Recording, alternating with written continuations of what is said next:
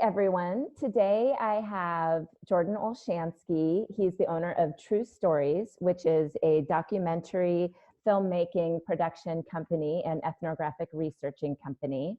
He also happens to be my ex-husband and helped me sort of create this idea of pivot and interviewing different companies and finding out where they are in this time.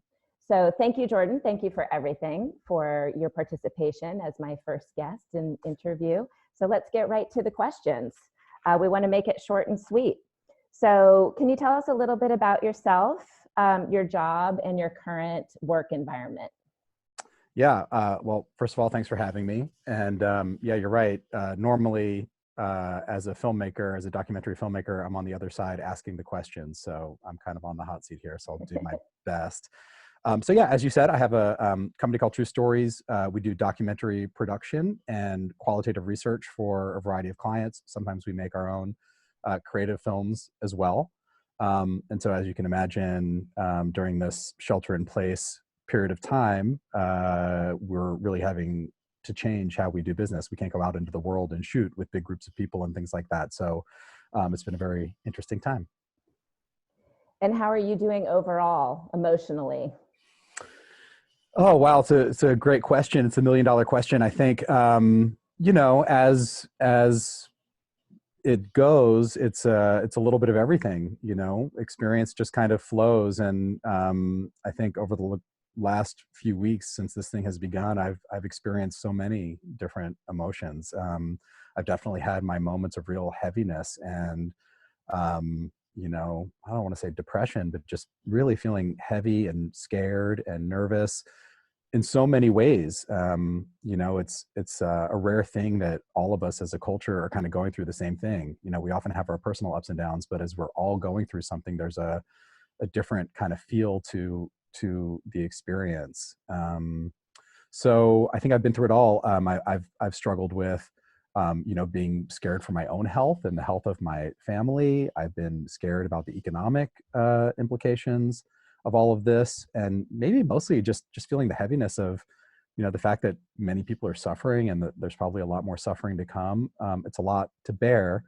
But having said that, I've also had some really sweet moments and a lot of insight. And I think there's many silver linings already that we can see coming out of this. And for the most part, I've been able to find an optimism that interestingly has sort of seemed to be growing as this period of time goes on. Great. What's been your biggest challenge during this time, and what steps are you taking to resolve it? Well, I guess I can talk about that personally and professionally. On the personal side, I think it has been just maintaining a sense of optimism and well-being, you know, so that I can, you know, not only, you know, continue to enjoy my life, but to be there for the people that I care about and for others.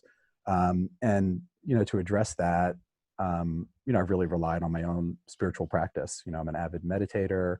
I'm part of different groups, meditation groups. This morning, for example, at 7 a.m., my meditation teacher, my main meditation teacher led a Zoom sunrise meditation. And I sat out on my deck and meditated with, I think it was like 100 other people.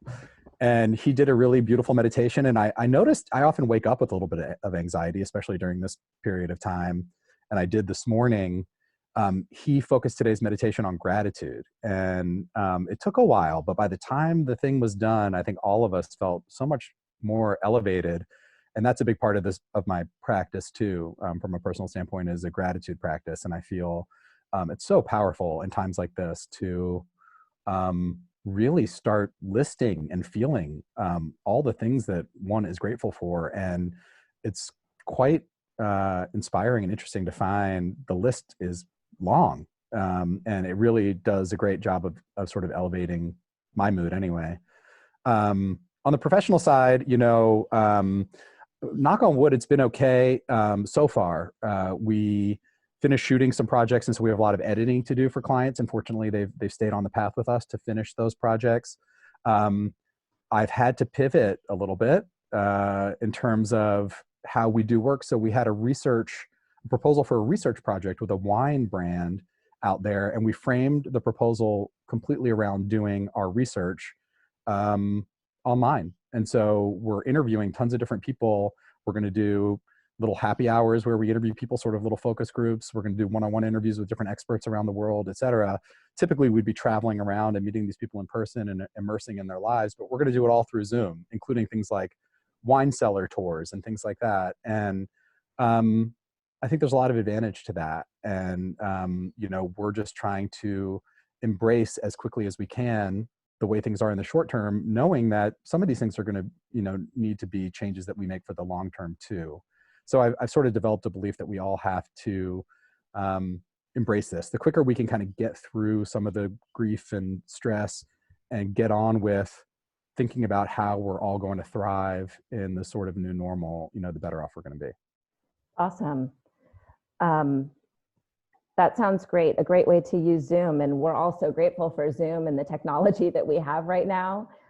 It's really been helpful and an awesome way to stay connected. And I love how people are getting really innovative. And you kind of answered this, but I just wanted to ask you also, in case there's something else that comes up for you, what other opportunities and insights are you finding in the midst of this quarantine time? And what are you inspired by? Yeah, I would say, in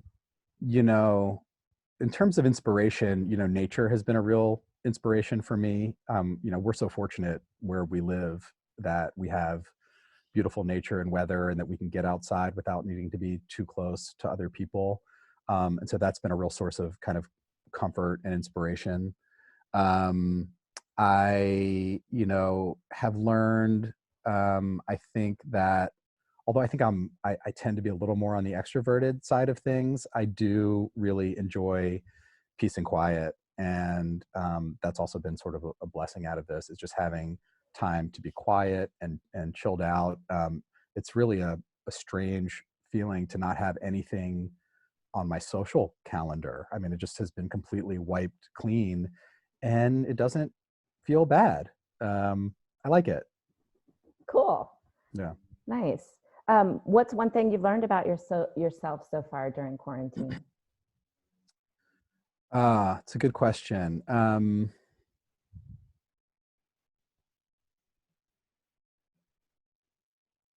I think it's probably just what I said, that, having space and time to kind of be alone and by myself is just a really valuable thing to do. Doing less has been really great. And so you didn't realize before that doing less would feel great. So Yeah, this quarantine has sort of forced you into acknowledging and seeing that. That's right. Is that what you mean? Yeah. Yeah, cool.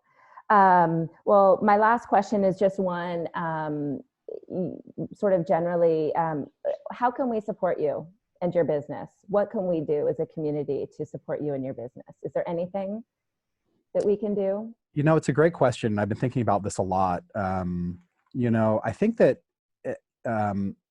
anything that we can do, as a community to support each other in our businesses is the right thing to do. I mean, it's challenging because I think everybody's worried about their own economic situation. And so,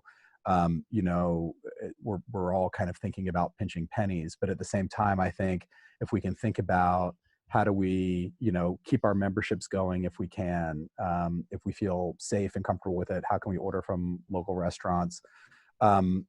What projects can we kind of keep going, and I've been talking to my clients about this as well. It's, in many ways, it's a good time just to get work done if you can. People have time, they have the focus, and, kind of economically, it's sort of the right thing to do if you can swing it. So I think that's a big one, is sort of economically, if we can support each other by just keeping our own economy going, especially locally if possible, keeping everybody in mind. If there's an opportunity for somebody, try to stay connected with people. I think that's a big one. And then I guess, again, on the personal side, what I've really found nice is just checking up on each other. I have a neighbor who's a little bit older. You know, I'll send her a text every once in a while. Does she need anything? If I'm going to venture out to the grocery store, I ask if she needs something. She does the same for me, which is very sweet. And there are certain, you know, kind of group of friends that I have that say that I'm worried about, but that I know are going through something, either they're not feeling well or they're alone or they're older. So I think that, you know, if there's somebody like that on your list, to kind of reach out to them periodically and make sure they're doing okay, I think that means quite a lot to people. Totally.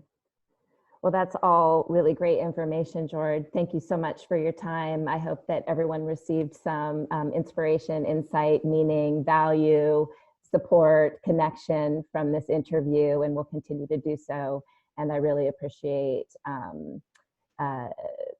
Jordan's honesty and candor and optimism. So I wish you all the best of luck, Jordan. Thanks again. Okay. Thank you. All Thanks for right. having me. Have a great day. Okay. You too. Bye. All right. Bye.